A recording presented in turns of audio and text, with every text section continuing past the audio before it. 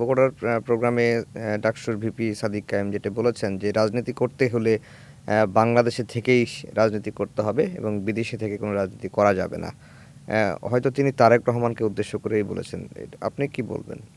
দেখুন, সাদিক কায়েমকে তার আগে একটু আমি স্মরণ হুম করে দিতে চাই। উনি তো ডাকসুর ভিপি। হুম ওনার কাজটি হচ্ছে ঢাকা বিশ্ববিদ্যালয়ের এরিয়ার মধ্যে। ঢাকা বিশ্ববিদ্যালয়ের এই যে কয়টি ১৯টি হল রয়েছে ঢাকা বিশ্ববিদ্যালয়ের একাডেমিক এরিয়া, এর মধ্যেই।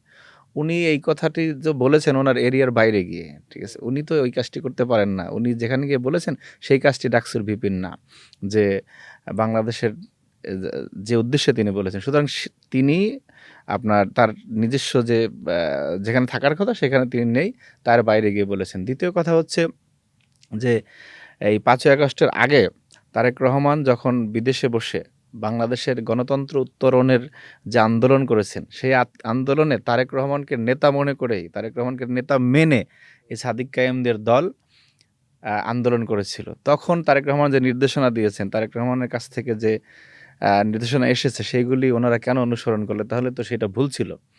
সুতরাং আজকে তারেক রহমান কোন বাস্তবতায় আ ইংল্যান্ডে রয়েছেন, কেন রয়েছেন সেগুলি ওনারা সবই জানেন। সুতরাং যে সময়ের পরিবর্তনে যারা ভুল পাল্টায় এদেরকে আমরা মুনাফিক হিসাবে বিবেচনা করি এবং সেটা নীতি বলে, ইসলাম বলে, ধর্ম বলে, সবাই বলে। সুতরাং ওনাদের যে মুনাফিক মানুষে বলে এটা আসলে কোনো ট্যাগ না। এটা হলো জেনুইনলি তারা এই কাজগুলি করে থাকে। কারণ একেক সময় একেক বয়ান। এটা আমাদের মধ্যে এগুলি নেই। আমরা যেটা সাদা সেটাকে সাদা বলি, যেটা কালো সেটাকে কালো বলি। ওনাদের আ শীর্ষ নেতাদেরকে নিয়ে আমরা যৌক্তিক কোনো কারণ না থাকলে, যদি দেখা গেছে আমি যেটা আগেই বললাম যে ভুল যে কেউ করতে পারে। আমরা এরকমের গতানুগতিক কোনো বক্তব্য দেই না কখনো। সুতরাং উনারা নীতির কথা বলে, ইসলামের কথা বলে, কিন্তু ওনাদের আচরণে তার ন্যূনতম কোনো বহিঃপ্রকাশ কখনোই ঘটে না। সুতরাং তারেক রহমানকে নিয়ে কথা সাবেক ছাত্রলীগ নেতা যেটা বলেছেন সাদিক কায়েম, সেইটি বাংলাদেশের মানুষ গ্রহণ করবে না।